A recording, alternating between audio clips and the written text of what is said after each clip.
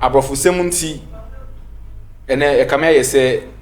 ye ato yen amane netisu yen kasa achine meka ho bi se me wo hai me wo ba na se oye me oye oberima me frɛ no son se oye obia na waye me daughter na se me ba no so be wo a oye me grandchild whichever gender obe falling na wa de aye se ono so wo a na wa be me great grandchild se na etinu se ono so be wo a na abeye great grandchild se great no so wo a na fe ye great sa na edidi so na che se echi ayira nemom wunim se ebibimemu ha ana akanfo yenenano mu ahihye no sa ewo yenenano mu nimdie mu no otumi hihye sa awontuatoase ya to the 8th or 9th generation eno na neme no ba be che sane se ofie yen frutu imu hade eye adesuankoa ena yesua afi yen hwe se na yenenano mu ehihye no 5 semiti hai me de me ho be ye mfato ho enti mi wo hai se me wo a oye me ba se me ba no wo a oye menena se menena ne wo a oye menena kanso na hana nchemu no wo mame samfa wo nkwachi baako na yen kan generations a abrofo no de no edui enti abrofo no ye wo, let's say the father wa benya the child wa benya the grandchild wa benya great grandchild and then the great you know eno didi ho saa ye ba ye nenano mo nso nhihye mu a me ye eja no me wo ho ena me ba abeye me ba no wo a mabenya menena na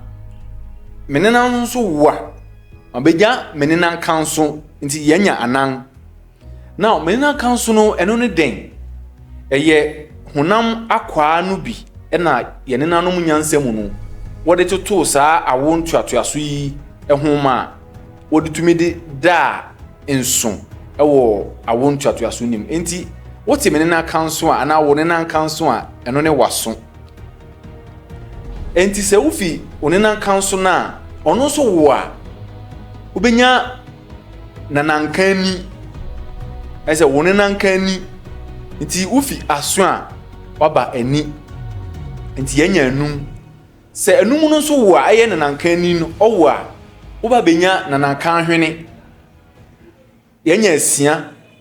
enti se nanankan hwene no so bewo a wabenya nanankan no enti wohwa efini se ene eba se yenya son yenya ano se nanankan no so ewo a yenya nanankan kon ti wabedu kon yakwa hotwe no se nanankan kon no so ebewo a na fei wabenya nanankan furu no sa asemu ya ye kan yesero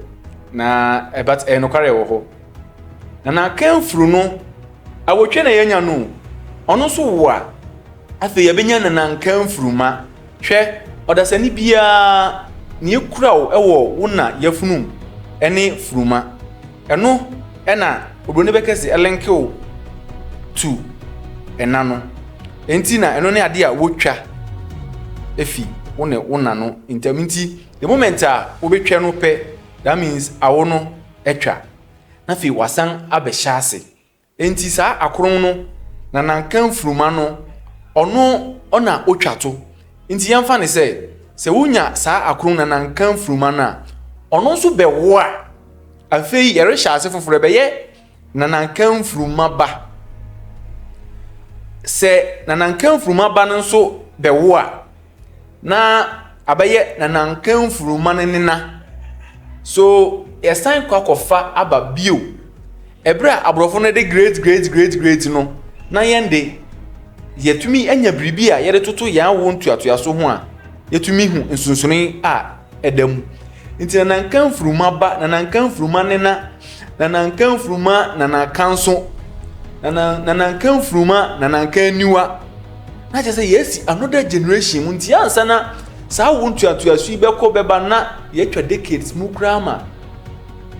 yana nanu mu nyansa ha eyo ofie tv masema me de ba enene mi geme di say wasua bribi afim unti bibi ase a utumi kyerɛw e comment section ho afi nso wankasa nso ye mu hwehwemu kakra ko fie ko bisa berewa bi a owo fie ne awonso unimu no fabra na ye nche me geme di say benam ha de asua eniama pi kai hunu say ha ye ofie tv bo modern say wo hwɛ yen wa ha no na wosan so hwɛ yen wo YouTube na wo subscribe ema yen na wo share link no na mabusua no kese they say no ye de na ma na betoto ho ye hu say amanfo na na frefre say djuma ye di no djuma pa na mo no ye ntumi mbisa obi say emua bi say ye wo sponsorship bi na nya couple of calls bi entifi na ekọ no obi biara ye djuma ye di no pese wo boa no number no me that ato ase ho ne mo mesan asiso 0548550796 wo frɛ yen a unsa bekan se wo pese sponsor yen programs bia kwan ewo ho afi nso ya hye ase a ye nkaibo a obroni kan announcement se ubibi ato na eyi bi wo pese anase wo be di dwuma bi na wo pese ye bo hu da room a wo no wo frɛ ofie tv a number na me de ato ho na ene wo ebedi nkinta ho fefe na ye be di dwuma no ama ha na me de besi bye bye.